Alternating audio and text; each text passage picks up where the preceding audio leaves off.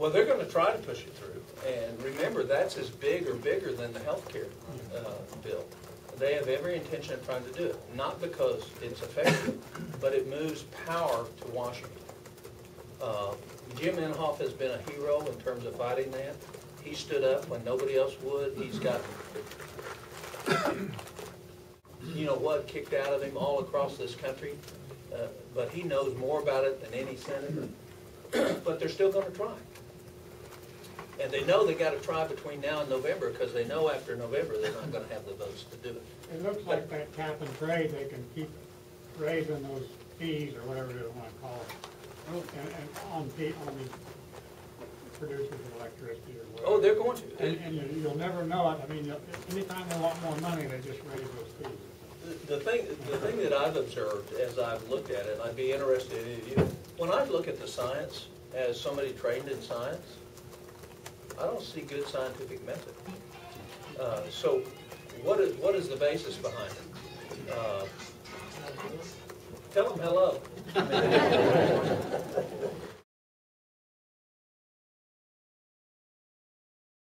They're talking about it today. Right. And what do you think about the fair tax? I'm one of the original co-sponsors in the Senate of the fair tax. Good. I'll take the value-added tax if you eliminate the income tax. Well, so we'll have. First of all, I don't know what I'm surprised at the moves because everything it seems that's going on is an affront to the American people. Whether it's cap and trade or they're listening to this small vocal minority on the left, and everything they're doing and putting forward seems to be that. And the difference between Bill Clinton and Barack Obama, Bill Clinton recognized you can't please the left and please America.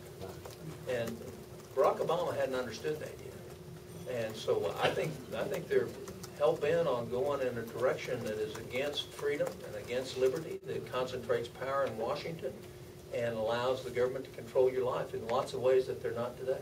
I often think back, I'm 62, and I remember what it was like when I was 25.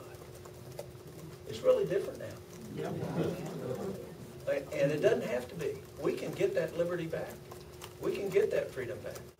No offense to anybody that works for the federal government in here, but the rule of thumb of federal bureaucracies is never do what is best when you can do what is safe for you.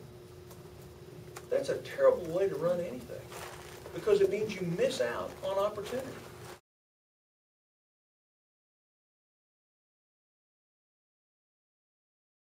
No, and the law said when we passed it that any money returned on TARP would go to reduce the debt. And it has not? They have not. That's where they got the money to float the automobile companies.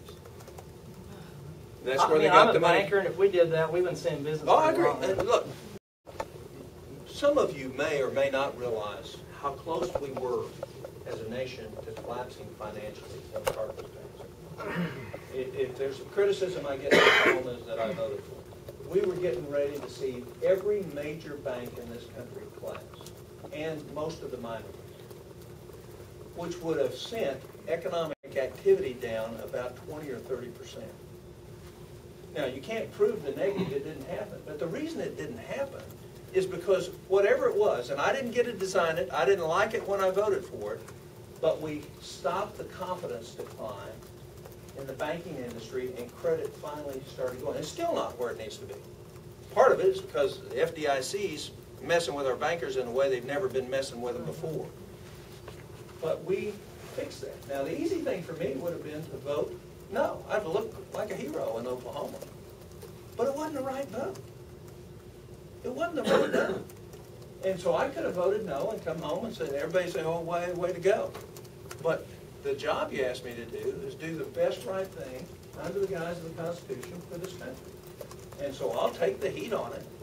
The fact is my dad was 9 years old when the Depression started. He left school at 11.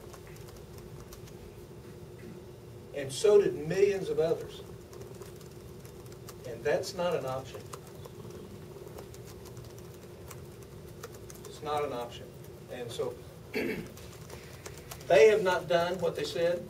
The only thing the TARP money was for, specific in the legislation, is to buy toxic assets from the major banks to change their balance sheets so they have cash instead of an asset that they could later buy back at the same price even though it increased in value. What they do? They just they made them take loans, even banks that didn't need them. They made them take loans. So it was bastardized from the start. And Bush did it, and so did Obama. The point is it did keep us from sliding into the worst economic decline we would have ever seen. It would have been worldwide, because all those things moved through our financial system throughout the rest of the world. So there wasn't an option. Had I written it, I would have done it totally different. But the fact is it did stop. And so we had a severe recession. We're still having a pretty hefty one. But the signs are good that we're going to come out of it. So we did what we needed to do. The important thing is not that. The important thing is why did we get there? And I want to tell you why we got there. Not because of any president, but because of the U.S. Congress. The U.S. Congress failed to do its job. It didn't oversight the SEC. It didn't oversight the FDIC. It's not oversighting the FDIC right now, and they should be, because they're hurting our economic recovery by making demands on regional banks, smaller banks, and community banks that are out of this world stupid. But what we should be doing right now is holding Congress accountable for Fannie Mae, Freddie Mac, for FHA,